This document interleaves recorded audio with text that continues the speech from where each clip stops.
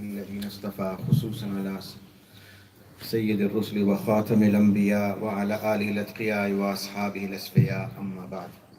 In the Quran, أحسب الناس أن يتركوا أن يقولوا آمنا وهم لا يفتنون.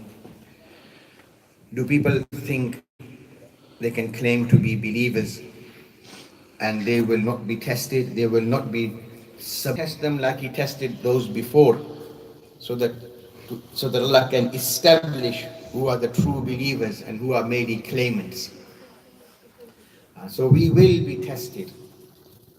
We will be subjected to fitna. The word fitna in Quran has been used in various different texts. One is fitna meaning trouble. Wal fitnatu ashaddu min al qatl. Wal fitnatu akbaru min al qatl. Trouble. Another is innama amwalukum wa awladukum fitna. Verily your wealth and your children are fitna. Are they trouble for you? Here it means test. Verily your wealth and your children are a test for you. In one place Allah says, Ya ayyuhalladhina amanu inna min azwajikum wa awladikum aduwwan lakum. O believers, indeed your wives and your children are your enemies. Do you regard them as enemies?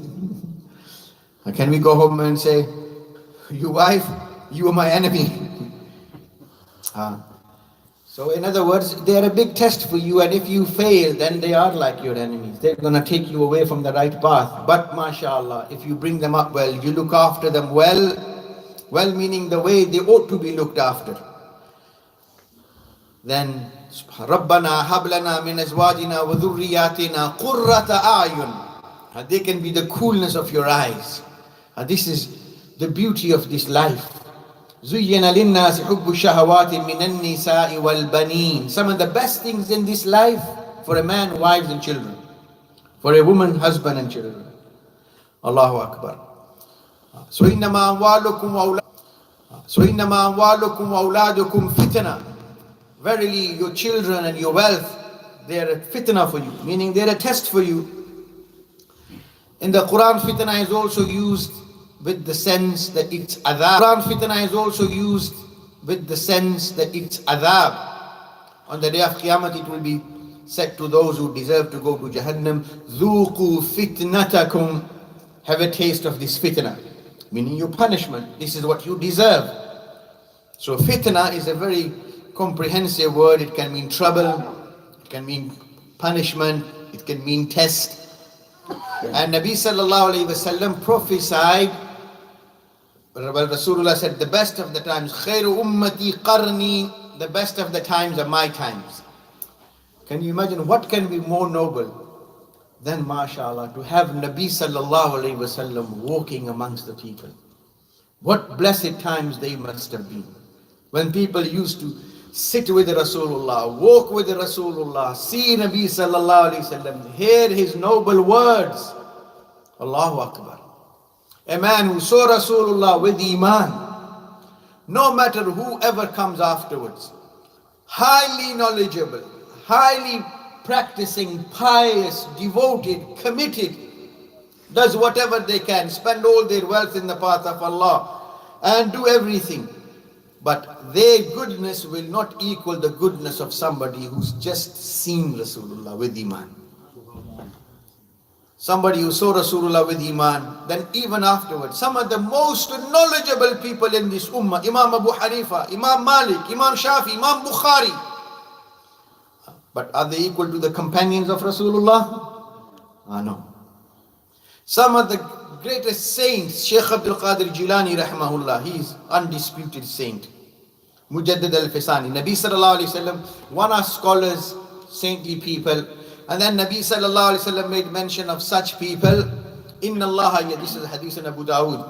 Inna Allah yab'athu li hadhihi al-umma ala ra'si kulli mi'ati sanatin man yujaddidu laha dinaha. At the turn of every century, Allah will raise for my ummah, for their guidance, a man who will revive their deen for them. 100 years brings change. People, like dust settles, if you leave something, or just generally, you put on clean clothes, you go out, you come back, you can see your clothes have become dirty. Just generally, weakness develops, dust settles, rituals, customs set in.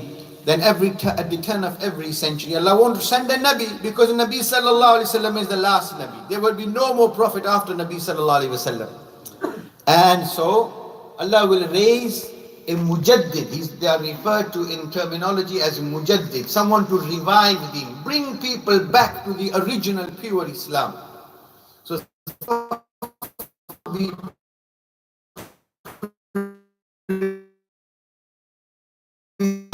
and then to pass it on, teach and spread. Allahu Akbar. No prophet had this honor the way Nabi sallallahu alaihi wasallam. Allahu Akbar. And so one are reformers.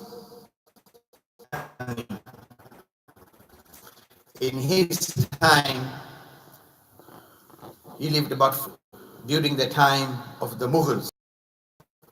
Akbar, where he said, because Islam was now coming to the end of the first 1,000 years. He claimed that's it. Islam came for 1,000 years. 1,000 years is up. Now Islam is expired. So he difficult for people. SubhanAllah. So Allah raised a very special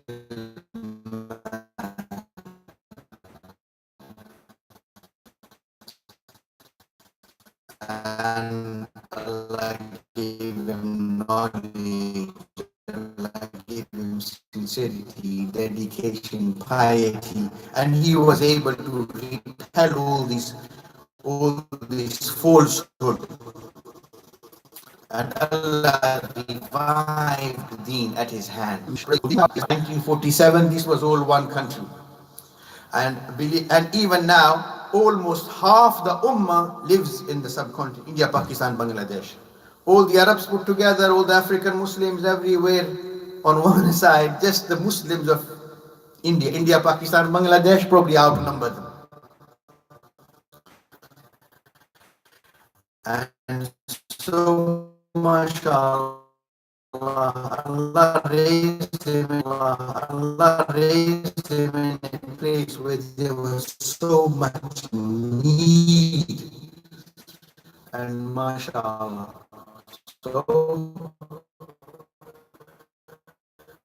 even such a great man, Mujaddid al-Fasad,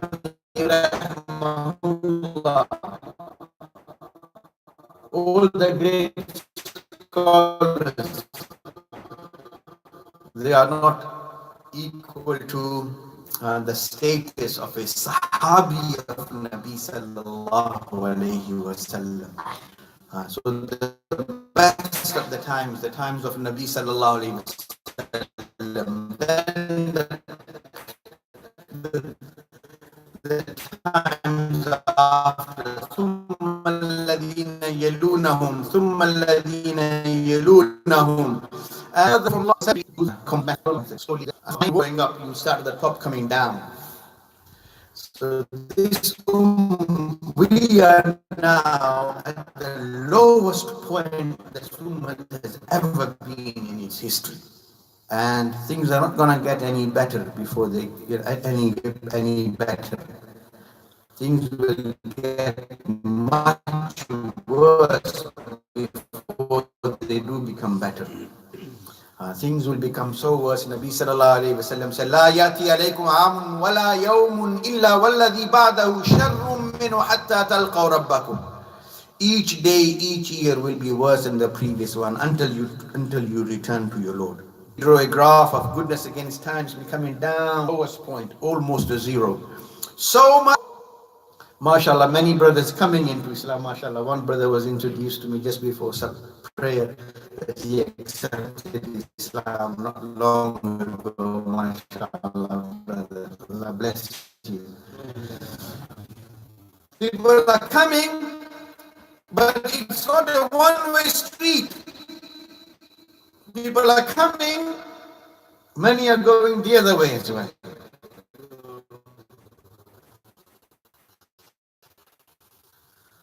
Rasulullah said they will come and people will sell their iman for a meager.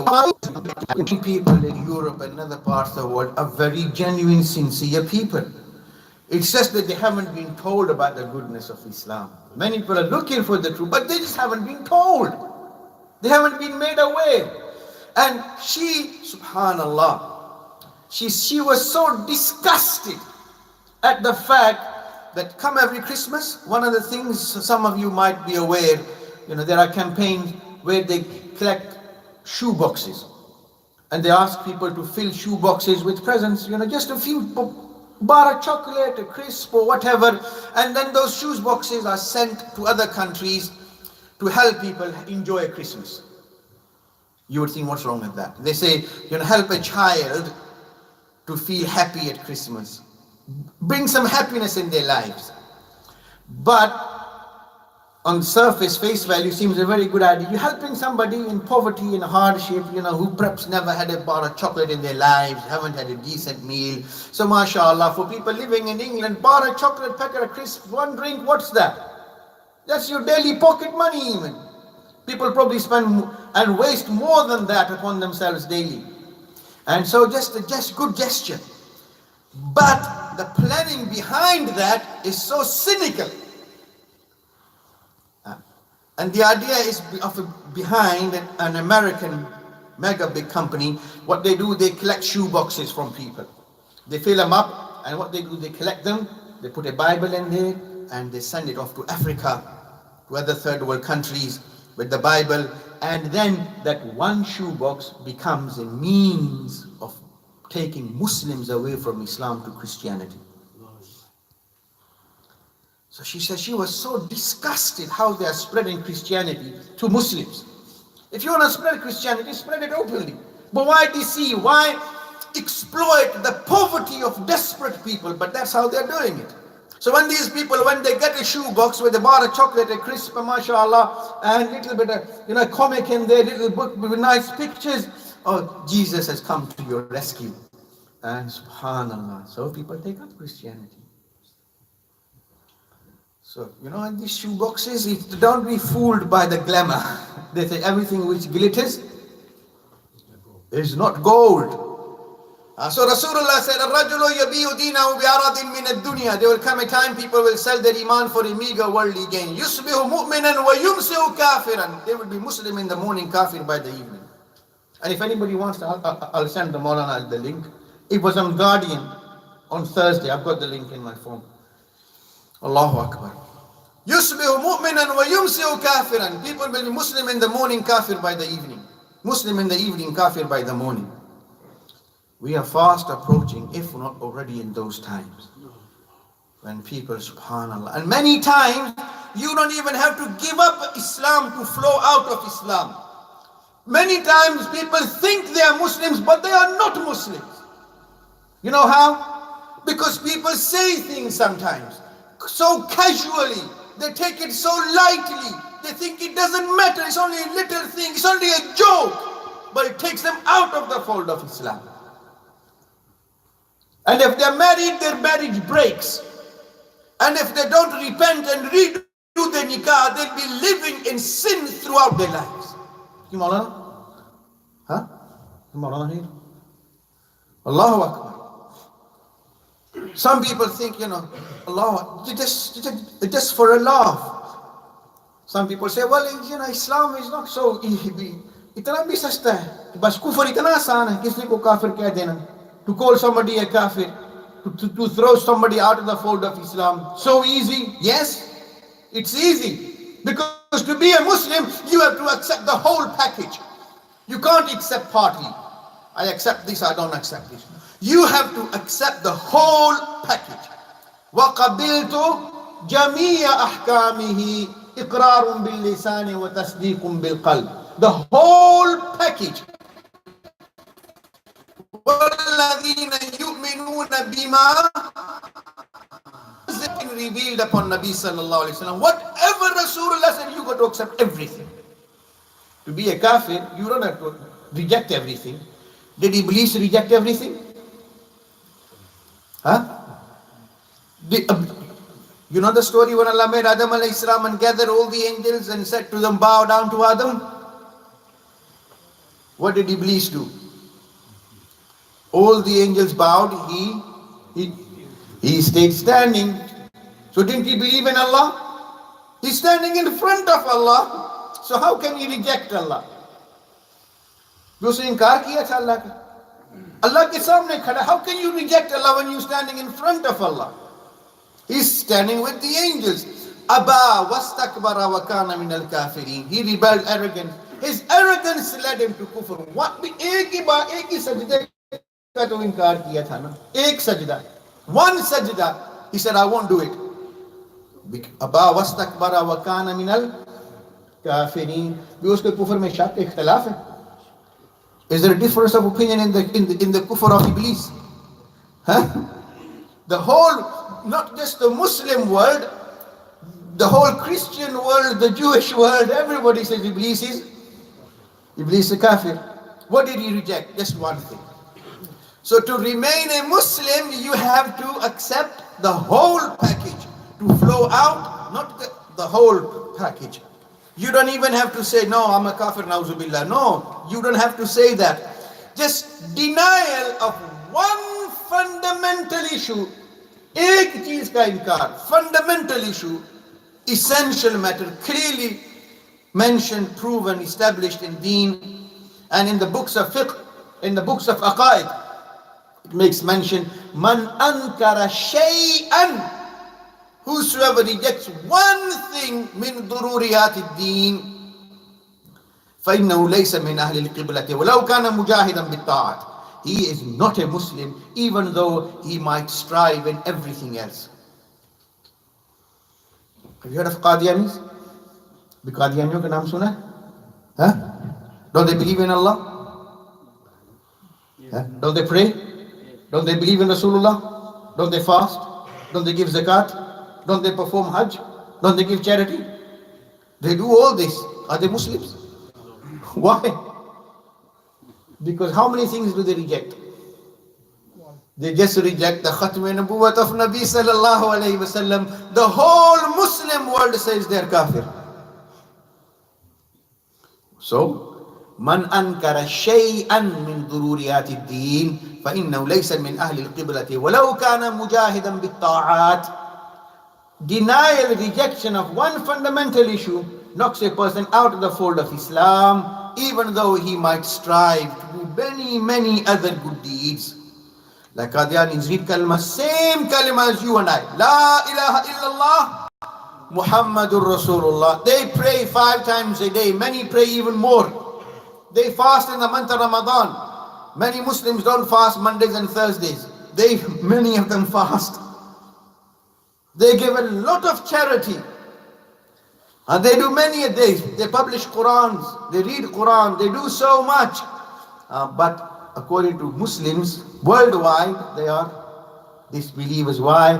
Because they believe in another prophet after Nabi sallallahu alaihi wasallam. So denial of one fundamental issue leads a person out of the fold of Islam. Many times people say things so casually. Oh, brother, Islam is not so easy that you can just throw a person out of Islam. No, it is easier to flow out than remain in. Because to remain, you have to keep accepting the whole package. To go out, one such thing, and you're out. And a person doesn't even know. And Allah forbid, should a person flow out of Islam, then his marriage will break automatically. His wife, if a man does it, his wife doesn't need divorce. The marriage is broken. She must separate herself from such a man. And if the woman does it, the man, she's no longer your wife. A man initially can marry a Christian or a Jew, a Jewess. A man, he can marry. The fundamental line is the Quran makes it permissible. In the time of Umar radiallahu anhu, he forbade Muslims from marrying Christian women. Because when Islam spread out into the Roman regions, Roman women, subhanallah, generally prettier. So many people wanted to marry Roman women. As Umar radiallahu anhu said, don't. Because if you marry Roman women, who's going to marry Muslim women? But the bottom line is Quran does make it permissible. So if a man married a Christian woman, providing she's Christian, or a Jewish woman, then the marriage would be valid. But if a man was married to a Muslim woman and she became a Christian or a Jew or whatever, then the marriage will break. He doesn't even have to divorce her. Automatically become nullified. And Allah forbid, should something like that happen, then people need to take appropriate measures. So, but people, they don't want to face the reality. They take it so lightly, casually. People carry on living. If a woman is married to a Muslim man and he becomes a Qadiani, marriage is automatically broken. And if a man says something which takes a man out of the fold of Islam, it will break. And then the man will be living in sin throughout his life. And if he repents, they need to do another nikah. They need to do another nikah. Yes, if a man becomes a murtad, Allah forbid, and then his wife can't just leave him. He will be given da'wah, an opportunity to rethink his stance and then come back. And if he comes back, then she will, he has first right over her. But if he doesn't, then she has to take appropriate and distance herself from such a man. So there will come a time people will just flow out of Islam, not thinking, not realizing. Many people say, for example, a man divorces his wife. They had an argument. And the man says, talaq, talaq, talaq. And so then he realizes what he's done. But I didn't mean it, I was angry. When we say we have yet to meet somebody, he's sitting down with his wife, having a nice dinner, darling, you're so beautiful, I can't live without you if I divorce you. You're so wonderful, you're so gorgeous, I just can't forget you. So I divorce you. Have you ever heard of such a case? There'll be something, the woman will do something, or the man might do something, the woman doesn't like it. So she comes back at him, and then he just can't take it. Then there's an argument, and then the man will fire the shots. Talaq, talaq, but I didn't mean it, I was angry. Well, talaq is something which takes effect even if you're angry. Even if you're angry and you don't mean it. You can't say to your wife as a joke, darling, you're so wonderful, I divorce you. I was only joking. Yes, you were joking, but it's taken effect. And if a man gets married in a joke as well, she will become his wife. And then, but for a marriage to be valid, you need to perform the nikah in the presence of two male witnesses, or one man and two women at least. But for a talaq to be valid, you don't need any witnesses. In fact, if a man gave a woman talaq and she didn't even hear it, it's still valid. A man sent her a message, the woman turned her phone off. She doesn't want to see what he has written to her. It's still valid. She's still divorced. So easy. People say, what is, talaq, such a joke, so easy. Yes, so easy. Because when you took her to be your wife, did you dig a mountain to prove you are worthy of being her husband? जब शादी की थी तो कोई पहाड़ खोदा था? So similarly, you don't have to dig a mountain to be, mashallah, separated from her, even though you might have been married to her for 50 years and mashallah have 10 children with her. But just the fact that you said something, that's it. It's taken effect. Nobody else might know. This is why the khutbah of nikah, Nabi sallallahu alaihi wasallam would emphasize on taqwa, fear of Allah, because most affairs are a secret between the husband and the wife. What do you say to her? Qawlan sadida. Speak proper, straightforward, honest, truth. You say something, then don't beat around the bush. Don't deny what you have said. Face up to the consequences. Be man enough, take it on your chin. But people then want to beat around the bush. I didn't really mean it. And then many times, husband and wife, they know what's happened, but they brush it under the carpet. I've come across so many cases, because alhamdulillah, many imams, so, people generally phone imams for two reasons. Maulana, we're getting married. Maulana, I want to divorce her. My husband is divorcing me, or I want a divorce from him, whatever. He doesn't look after me, he doesn't fulfill my rights. How many times people have phoned you to ask for a maslah? Subhanallah, people, this has become such a big fitna. Marriages are breaking up before even the honeymoon. People are taking it so casually, so lightly. Fitna, Allahu Akbar. So we're living in times of fitna and fasad. Allahu Akbar. So many different fitnas. Nabi sallallahu alaihi wasallam prophesied coming of times when kan nizamin qutiya silkuhu fatataba. Rasulullah gave an example like a necklace, Marshall, held together with a thread, but if it breaks from somewhere, how the beads fall on top of each other, that's how fitan will appear towards the end of time. Like a man, mashallah, like a man, young, strong, healthy, but when there comes a stage when suddenly he goes down the hill, has a heart attack or whatever, something happens, and all of a sudden his health begins to deteriorate. Then blood pressure and diabetes and arthritis and everything just sets in all of a sudden. Likewise, the world has been a wonderful place, but now all of the last 50, 60s, Allahu Akbar.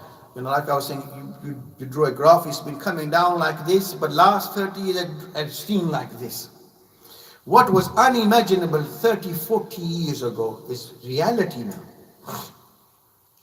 Some of you might have been born in this country, some of you might have come recently to this country 15, 20, 25 years ago. My parents came to this country 45 years ago. And believe you me, half the posters you see outside, they were illegal 45 years ago. People, what you see on telly these days, it was illegal back in the days. But now, you didn't have 24/7 telly. It would come on about 10 o'clock in the morning until about 3 o'clock, about 2 o'clock in the afternoon, then switch off. There was no broadcasts. And then it will come on again, 4 o'clock, play school, Jack and Ori. I don't know if they're still around or not. There will be stories. And then by 11 o'clock, finish. It will be dead. And half the things you would see nowadays, they were unimaginable back in. Anybody around back from 1970s? No? Just about. Sorry? Just only about. Subhanallah, we've seen, because that's what happened, play school, mashallah. That used to be the regular 5 days a week.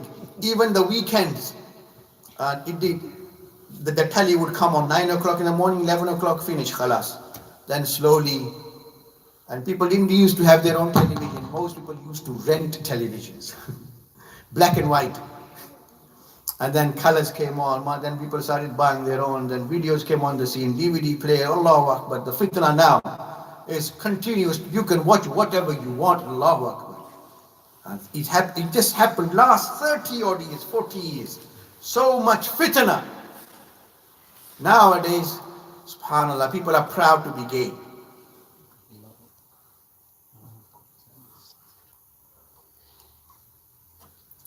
There's a guy called Tom Daly. Heard of him? The diver? Yeah. When he came out in the open, people were so brave. Because my mother was very sportive. And he's in a relationship with a man, so he goes, my husband. So you can imagine what's happening. And he's proud. And the whole media is very brave. 40 years ago, people couldn't do that. Allahu Akbar. And it's not just them. When they legalized same-sex marriage, who was the first couple? Who was the first couple to get married?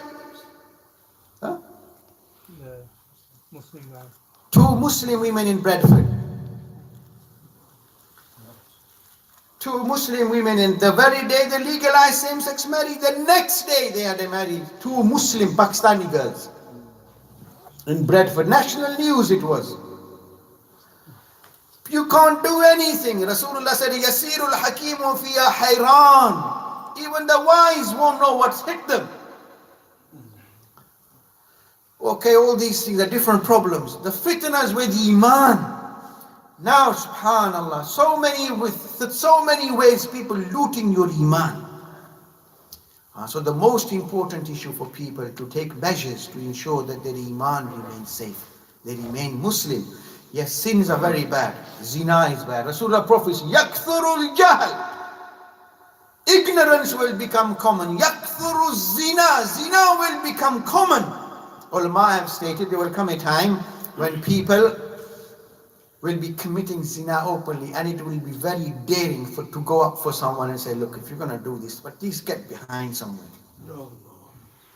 Very famous hadith, Nabi sallallahu alaihi wasallam stated, يأتي على أمتي كما أتى على بني إسرائيل حذو النعل بالنعل. My ummah will follow Bani Israel just as a shoe. You know, when you pair of shoes, you put one on behind each other. That's how Muslims will follow in the footsteps of Bani Israel. And then Rasulullah went on to say, حتى إن كان منهم من أتى أمه علانية لكان في أمتي من يصنع ذلك. If there was a man who shamed himself openly with his mother, there will definitely be a man to do this again. So this means there will come a time when this will happen.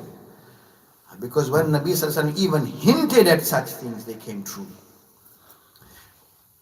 Nabi Sallallahu Alaihi Wasallam, in the 6th year after Hijrah, sent an invitation to Islam to many parts. Rasulullah was very upset. Okay, he didn't want to accept, he didn't have to accept, but he didn't have to kill him. And so Rasulullah then sent an army to seek revenge. And Rasulullah sallallahu alaihi wasallam appointed 3 Sahaba as amirs. Initially Zayd bin Harisa. And then Rasulullah said, if he is killed, then Jafar should take over. And if Jafar is killed, then Abdullah should take over. And if Abdullah bin Rawaha is also killed, then Muslims should decide amongst themselves. So when the army reached Muta, and the battle was about to start, Nabi Sallallahu Alaihi Wasallam was in the Masjid, and he invited the companions to come around, as though Allah put the whole battlefield in front of him. Rasulullah sitting in Masjid al-Madinah, it was describing the whole battle scene. And he said, Zayd came forward and he was martyred. And then Jafar took over the flag of Islam, and then initially his one arm was cut off, then he held the flag in the left hand, then the enemy cut off his left arm as well, and then he was killed. And then Rasulullah said he's entered into paradise, and Allah has replaced his arms with wings, so he's flying.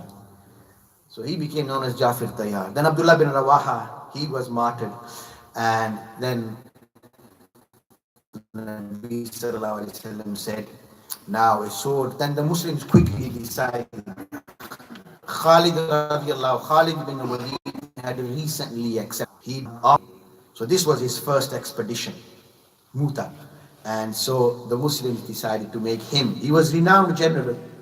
And then Rasulullah, while sitting in the masjid, he said, now a sword from the swords of Allah has taken the command.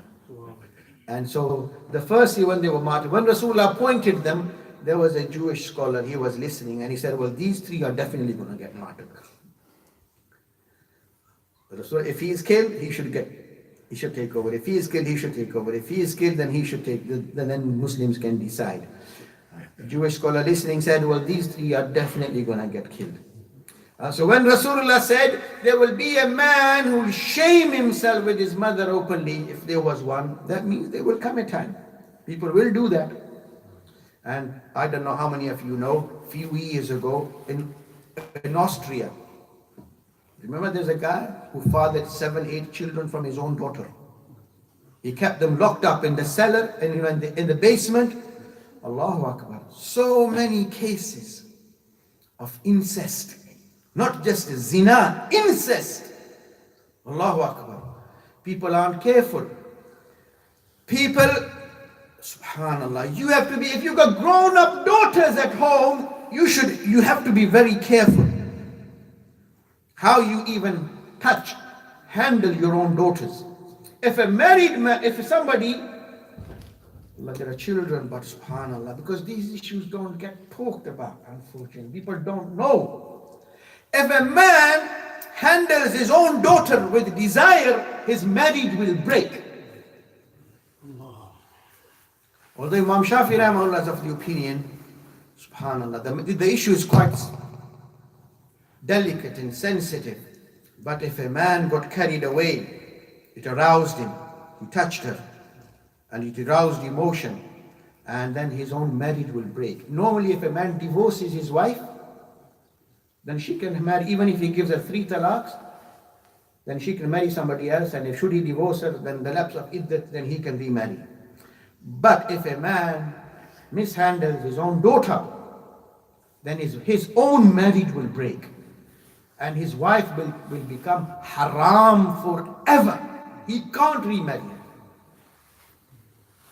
If a man has an affair with his sister-in-law, many families, people are just casually sister-in-law. If a woman has an affair with a brother-in-law, her own marriage will break forever. She can't remarry him. Will break in such a way. She has to go out. He doesn't have to give her talaq. It's become haram. So many sensitive issues. People are living on, subhanallah, such a word. This is why Nabi sallallahu alaihi wasallam promised so much reward for people towards the end of time, because things will be so difficult. When the going gets tough, then the tough get going. So much fitna on phones and everything. Subhanallah, man. People are sitting in the masjid, when they make salam, subhanallah. Nabi sallallahu alaihi wasallam has advised people, after you make, Allah says in the Quran, فَإِذَا قَضَيْتُمُ الصَّلَاةَ فَاذْكُرُوا اللَّهَ. When you prayed salat, remember Allah, do dhikr. And many times, in London, I'm imam there, believe me, wallahi, as soon as I make salam on the other side, immediately people start rushing for the door. The Quran says, sit down, make dhikr. Make istighfar, make dhikr. Rasulullah would say, Allahu Akbar, Assalamu alaikum wa rahmatullahi, Allahu Akbar, Astaghfirullah, Astaghfirullah, Astaghfirullah, Ayatul Kursi, La ilaha illallah, wahdahu la sharika lah, Subhanallah, Alhamdulillah, Allahu Akbar, dua. Rasulullah was asked, what's the most accepted dua? Rasulullah said, Fi jawfi al-layli al-akhiri wa dubura salawati al-maktuba. In the later part of the night and after obligatory prayers. That's when your dua is guaranteed acceptance. But people don't make dua. They want to run out. But now people, subhanAllah, many times they make salam and the first thing they want to do is check their phone. Oh, somebody give me a message while I was praying. Allahu Akbar. And then on Facebook, Twitter, or Facebook, subhanAllah, what people are eating, they're putting down on Facebook, immediately on Facebook. SubhanAllah. People have added me to, I don't know how many groups. So I don't have time to check all these groups. So I just, every now and then, out of courtesy, I don't log out. But every now and then I delete. But sometimes I just happen to browse and see something. Many times, subhanAllah, brothers, Allah, there was one time when a brother, mashallah, newly married, had their first child. As soon as the child was born, he took a picture and put it on Facebook. And shared it on WhatsApp. Allahu Akbar. Rasulullah said, look after yourselves by keeping your good things secret. Because evil eye, Allahu Akbar. Rasul, أكثر من يموت في أمتي بعد قضاء الله وقدره العين. The thing which causes most deaths in my ummah after what Allah has written for them is evil eye. People are sharing it with people all over the world. They are not your friends. You don't even know them. People look in, they'll feel jealous. Look at it. They're giving you evil eye. People have just become, subhanAllah, so much infested with what's the world become. And many times what's happening, people are going for mashallah, umrah, hajj, and so they send messages in these groups all over the world. But I'm going for umrah, please forgive me if I've done something wrong. The guy doesn't even know you. And the one you should be asking for forgiveness, your parents, your brothers and sisters, people not talking to the real brothers. Allah has cursed 6 groups of people in Quran. 6 groups. La'natullahi ala al-kafirin, La'natullahi ala al-zalimin, La'natullahi ala al-kadhibin, kafirs, zalims, liars, under the curse of Allah. And then, إِنَّ الَّذِينَ يُؤْذُونَ اللَّهَ وَرَسُولَهُ لَعْنَهُمُ اللَّهُ فِي الدُّنْيَا وَالْآخِرَةِ. Those who give grief to Allah and His Rasul, they are under the curse of Allah in this world and the life hereafter. Those who insult Allah, insult Rasulullah. إِنَّ الَّذِينَ يَرْمُونَ الْمُحْسَنَاتِ الْغَافِلَاتِ الْمُؤْمِنَاتِ اللُّعِنُوا فِي الدُّنْيَا وَالْآخِرَةِ.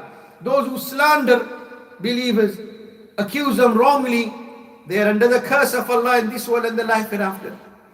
And then وَالَّذِينَ يَقْطَعُونَ مَا أَمَرَ اللَّهُ بِهِ أَن يُوصَلَ وَيُفْسِدُونَ فِي الْأَرْضِ أُولَٰئِكَ لَهُمُ اللَّعْنَةُ Those who cut off ties, Allah has ordered you to keep up. You know, they say you can choose your friends, but you can't choose your relatives, you can't choose your family, your mother, your father, your brothers and sisters, your uncles. Allahu Akbar, your real uncles. People are not talking to them, especially a Pakistani culture. Shrikana, pesadana, let them burn. Allahu Akbar, you're burning yourself. The guys who don't even know, they don't know you, people asking, please forgive me. The one who you should be asking for forgiveness. People say, why should I? He's done this to me, or he's done this to you, forgive him. You seek forgiveness, what does it take? But no, that's arrogance, that's pride. And Allah doesn't like pride. Inna Allah la yadkhulul jannata man kana fi qalbi mithqala dharratin min kibr.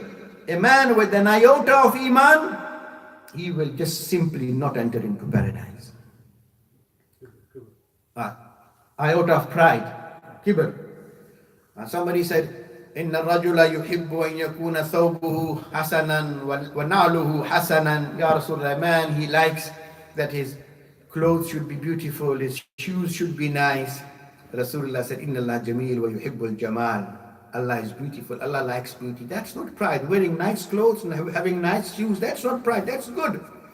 If Allah has given you something, mashallah, Allah wants to see that you appreciate what Allah has given you, no problem. Enjoy yourselves to a limit, don't be extravagant. You know, one thing I can't digest is a Muslim buying a brand new car. Not that I'm jealous, but subhanallah, you drive a new car, 40,000 pounds. When it's left the showroom, it's now worth what? Subhanallah. Okay, Allah has given somebody within limits, mashallah, have a good life. Subhanallah. And it's just standing there for mashallah, for a drive around to work in the morning and in the evening. In 1 year, you lose 10, 15,000 pound depreciation. Allah, moderation, mashallah, live nice, enjoy yourselves. But this is extravagance. Allahu Akbar. People spending on weddings 50, 60,000 pounds. You know, when I got married, subhanallah, you know, I got married over 35 years ago, alhamdulillah. And at the time, people used to do their weddings in school halls. Used to cost 20 pounds to hire a school hall for half a day. 20 pounds. And then people would get, mashallah, you know, some of the local brothers to cook either biryani or salan gosht and just get naans.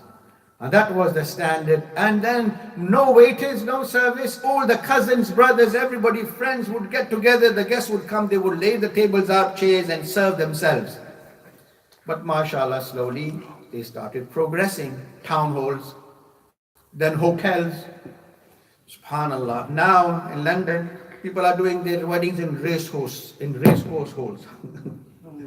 40,000 pounds to hire a venue. 50, 60,000 pounds for a wedding function. Are coming down in a Rolls Royce. Subhanallah. Allahu Akbar. There was one wedding, one guy came in a helicopter. He landed there, they hired an exclusive venue. It was like a park, like a countryside hotel, and the guy landed in a helicopter. The wedding didn't last 4 months.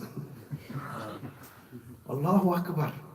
Rasulullah said the most barakah is in a marriage which is simple. Simple marriage, mashallah. But now everything is becoming so extravagant. Inna Allah la yuhibbul musrifin. Allah doesn't like extravagance. Allah says, Kulu washrabu. Allah is giving you, mashallah, no problem, eat and drink. Wa'buduhu washkurula. Worship Him, be thankful to Him, but don't be extravagant. How many millions, hundreds of millions are dying and people are being so extravagant? Allahu Akbar. Extravagant. The one thing is extravagance. It's called israf. And in Quran there's another thing which is a stage higher. It's called tabdhir. Tabdhir means doing things which you don't even need to do. Shopping has become such a thing, the whole family. Grandma, even grandma, grandpa going shopping. Young daughter's wife. Allah has mentioned in Quran, it's sunnah of the prophets to do shopping. sunnah of the prophets to go and provide do the shopping for you. The prophets used to go and do the shopping, not their wives. وَقَالُوا مَا لِهَذَا الرَّسُولِ يَأْكُلُ الطَّعَامَ وَيَمْشِي فِي الْأَسْوَاقِ. The prophets would go into the bazaars to do what? Window shopping, looking for bargains, buy one, get one free? No, providing, doing dawah and bringing home necessities. It's your responsibility to go and do the shopping. Not you're sending your wife and your daughter and grandma and grandpa, everybody's going shopping. Allahu Akbar. And then buying things you don't need. In my masjid where I'm, alhamdulillah, we have got a clothing bank. You know, from Islamic Relief or another organization, they put up a box, all your spare. Allahu Akbar. The number of times people come, brother, it's all, I've not even worn it. Especially at Eid time, when the people clear up their wardrobes. Almost new shoes, almost new clothes. Many times not even worn, brand new clothes. Why did you buy them? Now they'll get sent and they'll be sent for pennies. But it cost them hundreds to buy in the first place. Tabzeed, this is known as tabzeed. When people buy things they don't need. And you know what Allah says about them? Innal mubadhirina kanu ikhwana ash-shayateen. They are brothers of shaitan. When Islam started out, they started out with simplicity and hard work. You know, Muslim living a hard life, working, mashallah, earning halal livelihood. This is a part of deen as well. Simple, living simple, eating simple, dressing simple. But now, subhanAllah, indecency, immorality, and extravagance. These are the two main pillars of modern society. People don't need it. So, brother, you don't got the money? No problem. One of the brothers said something very nice. He says, nowadays people buy things they don't need. With the money they don't have. To impress the people they don't like. ताकि वो सड़न ना शरीकेन ना सड़न पे they don't have the money, they don't need it, but they're buying it with the money they don't have. You sort of buy now, pay 6 months later. All these schemes, they haven't got the money, they want to buy things they don't need. Obviously everybody wants everything nice, but do you really need it? They buy things they don't need with the money they don't have to impress the people they don't like. So what happened? Everybody's in the debt. The whole country, the whole world is in debt. And that is such a Allahu Akbar. That is such a burden. Nabi sallallahu alaihi wasallam said, if a person was killed in the path of Allah, and then made alive, then killed again, then made alive, and then killed again, he can't enter into paradise hatta yuqdi daynahu, until his debt is settled. The most important issue in our deen is Tawheed, oneness of Allah. Nabi Sallallahu was asked, who's your God? Allah said, قُلْ هُوَ اللَّهُ أَحَدَ اللَّهُ الصَّمَدُ لَمْ يَلِدْ وَلَمْ يُولَدْ وَلَمْ يَكُنْ لَهُ كُفُوًا أَحَدٌ. See, He's the one, the only one, absolutely independent. He doesn't beget, nor was He begotten. There's no one like Him. But you know what the biggest verse in Quran is? The longest verse in Quran is almost 2 pages. It's known as the verse of Dain, the verse of Qarad, loan. Ya ayyuhalladhina amanu idha tadayantum bidaynin ila ajalin musamman faktubu. Whenever you take a loan, don't just keep it private and secret. Number of times people have come to Shaykh, Maulana, I lent, there was my very dear friend, I lent him some money. It's been so big, no problem, you can borrow, no problem. But as soon as you have the opportunity, you have to give it back. Nabi sallallahu alaihi wasallam, in the beginning, when any Muslim would die, Rasulullah would ask, does he owe anybody money? Yes, he does. Has he got means to settle his debt? No. Then Rasulullah would say, okay, you people pray his janazah and bury your brother. Rasulullah didn't even used to pray the janazah himself. He used to say, you pray the janazah of your brother and you bury him. Then Allah gave Rasulullah prosperity. Rasulullah continued asking, does he owe anybody money? Yes. Has he left means to settle his debt? No. Rasulullah said, I am responsible for his debt. And then Rasulullah would pray his janazah. The biggest verse in Quran, the verse, even if you die a shaheed, Allah will forgive everything. But if you owe money to people, that will have to be still settled on the day of Qiyamah. Yes, sometimes people are genuine, poor, hard up, and they really can't afford to pay back. But if a man is sincere, he's avoiding all the extravagance, paying back every penny that he can, and he happens to die, he was sincere, trying his best to settle, but he couldn't do it, Allah will pay on his behalf. He was sincere, genuine. But the way people do it nowadays, they take as much loan as possible and bankruptcy and off they go to Pakistan. Or wherever. Subhanallah. A couple of years ago, there was a guy, he opened a Hajj travel company and he collected about 400,000 pounds from people. And when the Hajj came, there was one family, they gave him 40,000 pounds because about 10 people were from the same family. And the guy, he just vanished. Allahu Akbar. He might have got away with it here. But don't worry, there's a day coming when everything will be counted for. So people, they can cheat, they can do whatever, they can enjoy themselves here. But there'll be very serious price to pay. Living in fitna, and people just take things so casually. It's not casual. It's very serious stuff. So living a life of modesty, simplicity, living a life of haya. Rasulullah said, when you don't istahyu min Allahi haqq al-haya. Bi Allah se bhi aisi sharam karo jaise Allah se sharam karne ka haqq hai. Have haya from Allah as Allah deserves. إِذَا لَمْ تَسْتَحِي فَاسْنَعْ مَا شِئْتَ. When you are shameless, you can do what you like. जब आदमी बेशर्म हो गया तो फिर जो मर्जी करे. Having haya, having shame, modesty. Al-haya shu'batun min al-iman. It's a part of iman. If a man has no haya, he has no iman. A man who can't be trusted. Rasulullah sallallahu alayhi wa sallam spoke about the coming. He was asked, Mata as-sa'a, Ya Rasulullah, when is Qiyamah? Rasulullah gave many answers on various occasions. But when is Qiyamah? Famous hadith of Jibreel.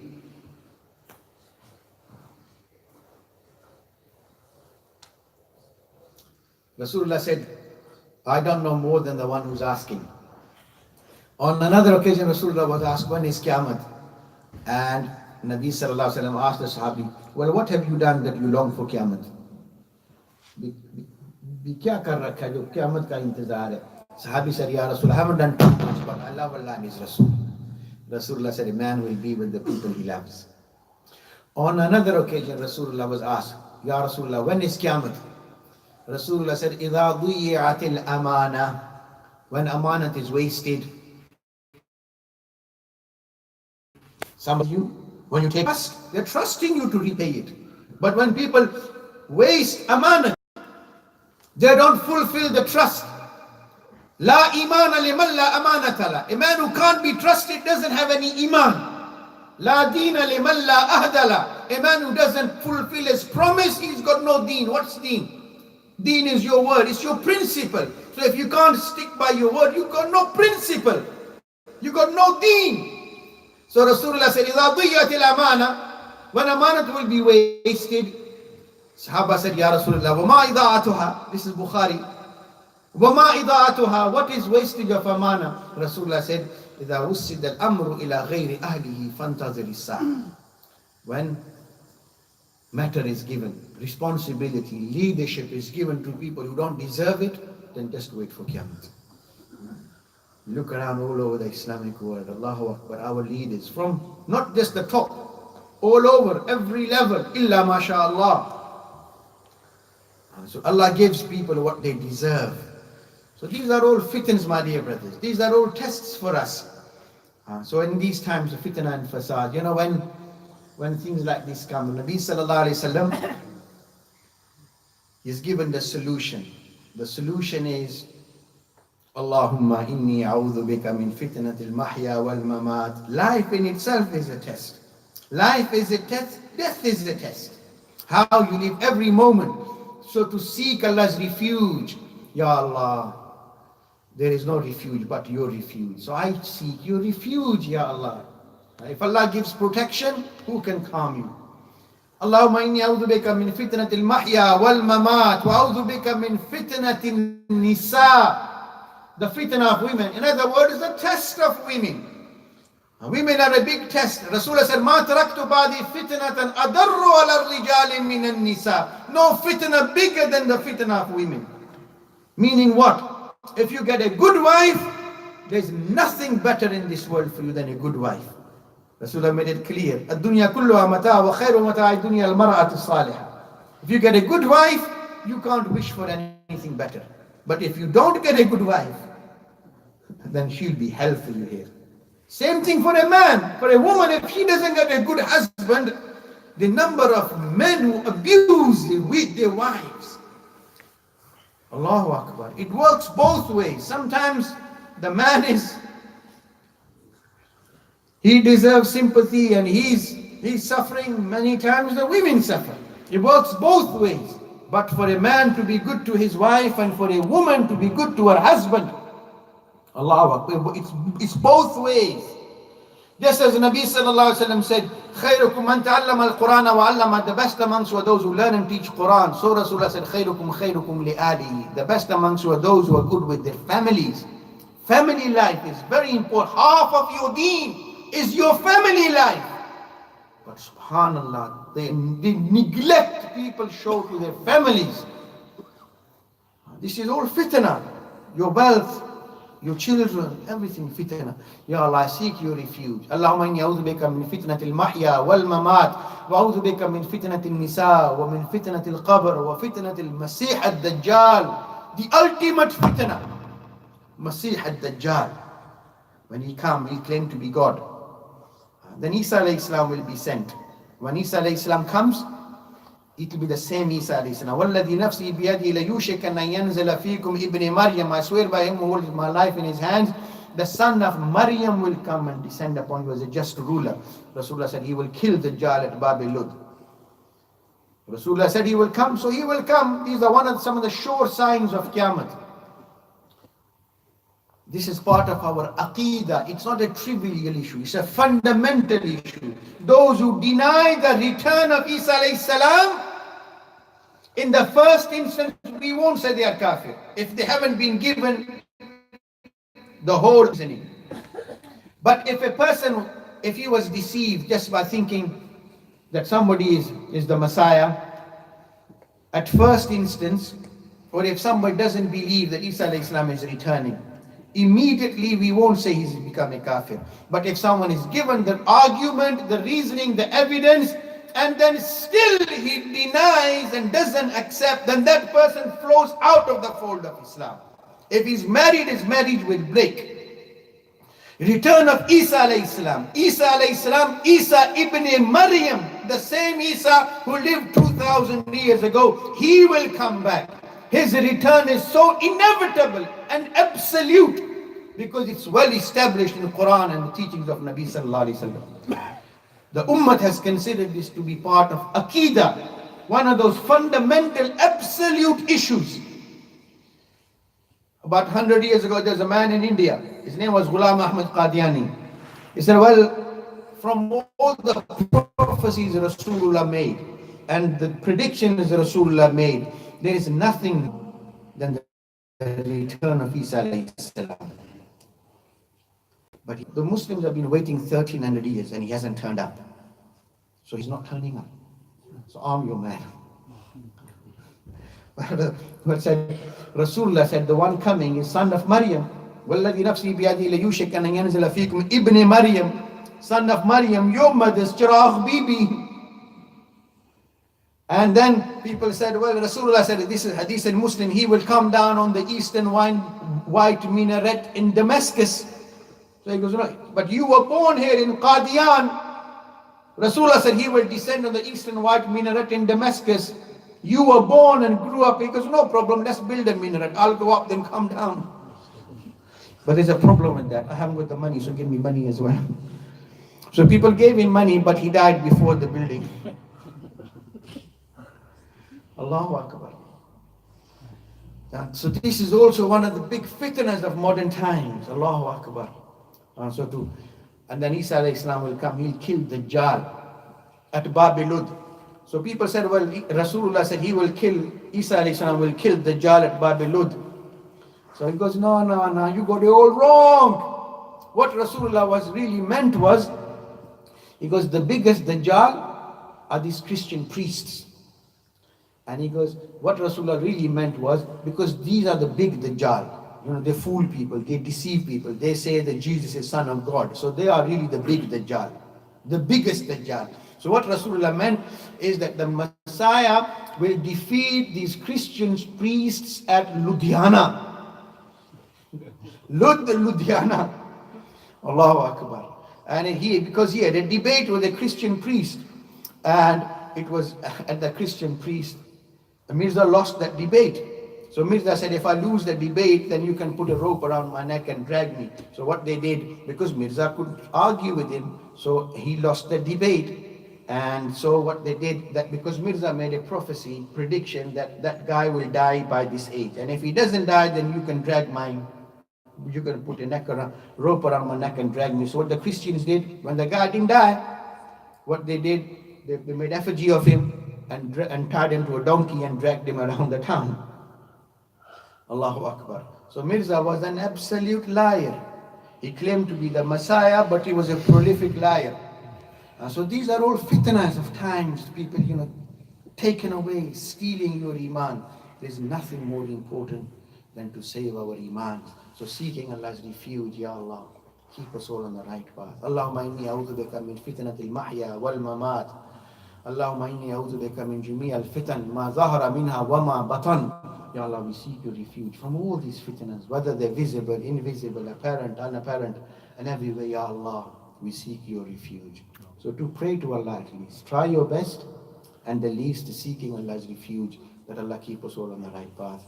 May Allah keep us on Islam as long as we live. And when our time comes to leave this world, may Allah take us away on Iman. And on the day of Qiyamah, raise us in the Ummah of His beloved Prophet Sallallahu Alaihi Wasallam. Subhanallah, bihamdik, subhanakallahumma bihamdik.